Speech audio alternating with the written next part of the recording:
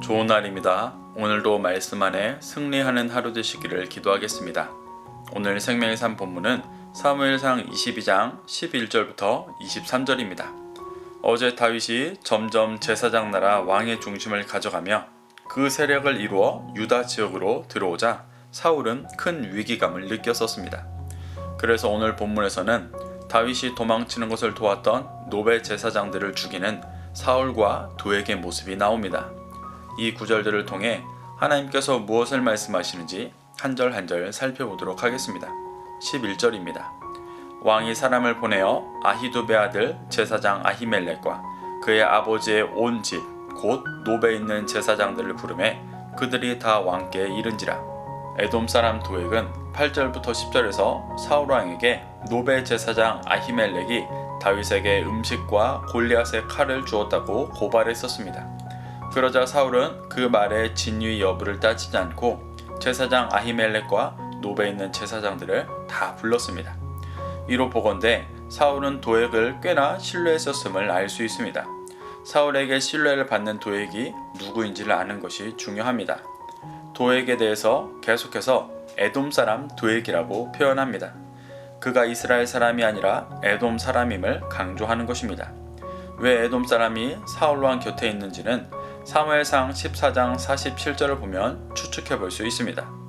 사울 왕은 왕위에 오른 후 이스라엘의 사방에 있는 대적, 곧 모압, 암몬, 에돔, 블레셋 사람들을 쳐 이겼다고 나옵니다. 사울은 이때 에돔을 정복했고 이스라엘의 지배하에 있게 하였습니다. 그리고 에돔 사람들을 등용하여 요직을 맡기기도 했던 것 같습니다. 도액은 이때 등용되었을 것입니다. 이렇게 이방인들을 이스라엘이 되어 하나가 되게 하는 일은 분명 제사장 나라 왕의 일입니다. 그런데 단지 하나가 되게 하는 것이 아니라 하나님을 믿는 믿음 안에 하나가 되게 해야 하는데 사울은 이방인들이 믿음 안에 하나가 되게 하지는 못했습니다.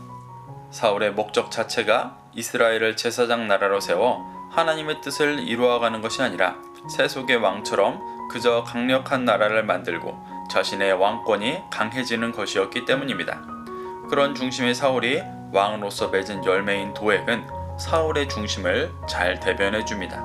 시편 52편에서 다윗은 지금 이 상황을 시로 표현했고 도액에 대해 잘 보여주고 있습니다. 7절의 도액에 대해서 이 사람은 하나님을 자기 힘으로 삼지 아니하고 오직 자기 재물의 풍부함을 의지하며 자기의 악으로 스스로 든든하게 하던 자라 라고 기록하고 있습니다.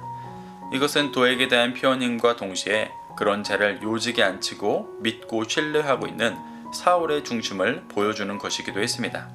그렇기 때문에 사울은 자신과 같은 중심을 가진 도액의 고발을 의심 없이 믿고 다윗을 도운 아히멜렉과 노베 모든 제사장들을 다 부른 것입니다. 12절부터 13절입니다. 사울이 이르되 너 아히두베 아들아 들으라. 대답하되 내 주여 내가 여기 있나이다. 사울이 그에게 이르되 내가 어찌하여 이세 아들과 공모하여 나를 대적하여 그에게 떡과 칼을 주고 그를 위하여 하나님께 물어서 그에게 오늘이라도 매복하였다가 나를 치게 하려 하였느냐 하니 사울은 진실과 다른 것을 신문했습니다. 사울은 아히멜렉이 다윗과 공모하고 사울을 대적하여 떡과 칼을 주었다고 말합니다.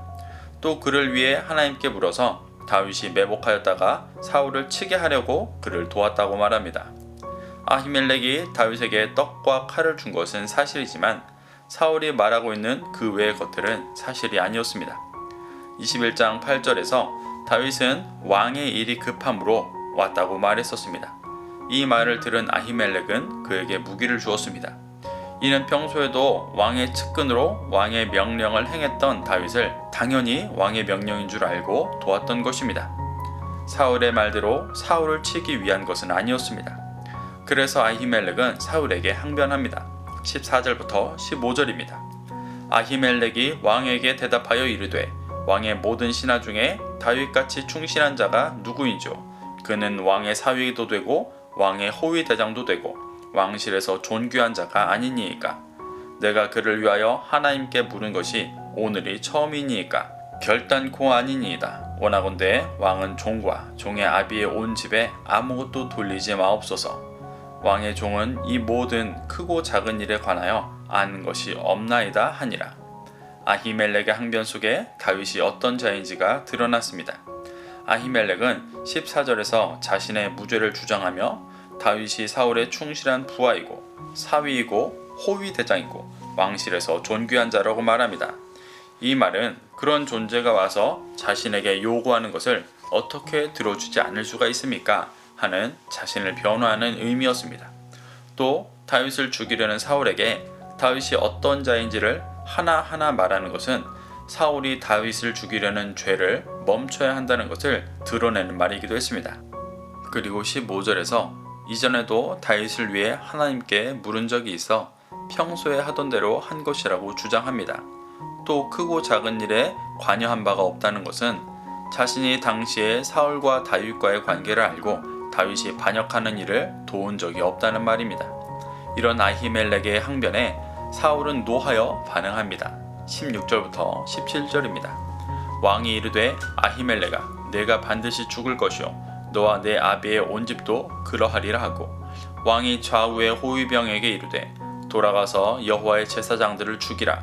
그들도 다윗과 합력하였고 또 그들이 다윗이 도망한 것을 알고도 내게 알리지 아니하였음이니라 하나 왕의 신하들이 손을 들어 여호와의 제사장들을 죽이기를 싫어한지라. 사울은 아히멜렉의 대답을 듣고도 어떤 재판의 과정도 없이 아히멜렉과 그 집안을 다 죽이겠다고 말합니다. 아히멜렉이 다윗을 충실한 부하, 사위, 호위대장, 왕실의 존귀한 자라고 표현한 것이 기분 나쁠 수도 있고 아히멜렉이 다윗을 만나고도 다윗이 왔었다는 사실을 알리지 않은 것이 죄가 될 수도 있지만 이것이 그와 제사장들을 다 죽일 만큼의 큰 반역죄는 아니었습니다. 그런데도 사울은 아히멜렉이 다윗을 도와 반역을 꾀하고 있다는 누명으로 그와 제사장들을 죽이려 합니다. 사울이 아히멜렉의 변호를 받아들이지 않고 죽이려 한 이유는 아히멜렉이 한 일에 정당성을 부여하면 자신이 왕위에서 물러나야 하는 이유가 될 수 있기 때문이었습니다. 제사장이 사울과 다윗의 전후 사정을 모르고 하나님의 뜻을 여쭤봐 다윗이 도망갈 길을 도와줬다는 것은 하나님께서 다윗을 보호하고 계심을 보여주는 것입니다. 사울이 이것을 인정하는 순간 여호와의 영이 자신을 떠나 다윗에게 임하고 계신 것을 인정하는 것이고 자신의 왕권이 하나님께서 세우신 제사장 나라의 왕권이 아니라는 것을 인정하게 되는 것이었습니다. 사울은 자신의 왕권이 흔들리는 것을 두려워하며 제사장들이 하나님의 뜻대로 행한 것이 아니라 인간적으로 다윗을 따라 반역을 꾀한 것으로 누명을 씌워 죽이려는 것이었습니다. 이것이 세속적인 왕의 모습입니다. 그들에게 하나님의 뜻이나 사실관계는 중요하지 않습니다. 무엇이 되었든 자신에게 유익이 되는 것을 취하고 손해가 되는 것을 제거하는 것이 세속적인 왕의 모습입니다. 사울은 도액의 중심을 보여줬던 시편 52편 7절의 중심을 그대로 보여주고 있습니다. 17절을 보면 이런 사울의 폭정에 세속의 왕을 구하던 신하들도 따라가지를 못합니다. 사울은 제사장들을 다 죽이라고 했지만 종교적인 양심을 가지고 있던 신하들이 제사장 죽이기를 싫어했습니다. 18절부터 19절입니다.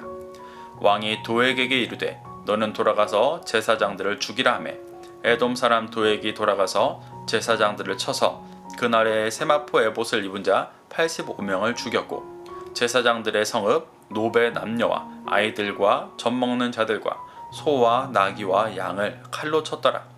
다른 신하들이 제사장들을 죽이는 것을 꺼리자 에돔 사람 도액을 시켜 제사장들을 죽이게 하고 노베에 있는 남녀와 아이들과 젖먹는 자와 소와 나귀와 양을 다 칼로 치게 했습니다.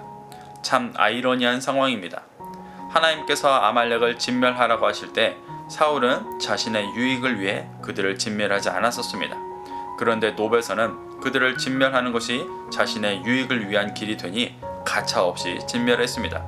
사울은 이제 비진리가 진리를 진멸하는 완전한 이방인의 모습을 보여주고 있습니다. 이것이 이스라엘이 추구했던 세속적인 왕의 열매였습니다. 20절부터 21절입니다. 아히두베 아들 아히멜렉의 아들 중 하나가 피하였으니 그의 이름은 아비아달이라. 그가 도망하여 다윗에게로 가서 사울이 여호와의 제사장들을 죽인 일을 다윗에게 알리매 다행히 사울의 학살 속에서 아히멜렉의 아들 아비아달은 다윗에게로 도망쳤습니다. 이 일은 결국 하나님께서 세우신 왕의 정당성이 사울이 아닌 다윗에게 있음을 보여줍니다. 이후 아비아달은 도망하는 다윗과 함께하며 제사장으로서 함께 진리 안에 거하게 됩니다. 그리고 아비아달은 다윗에게 사울이 제사장이 죽인 일을 알렸습니다.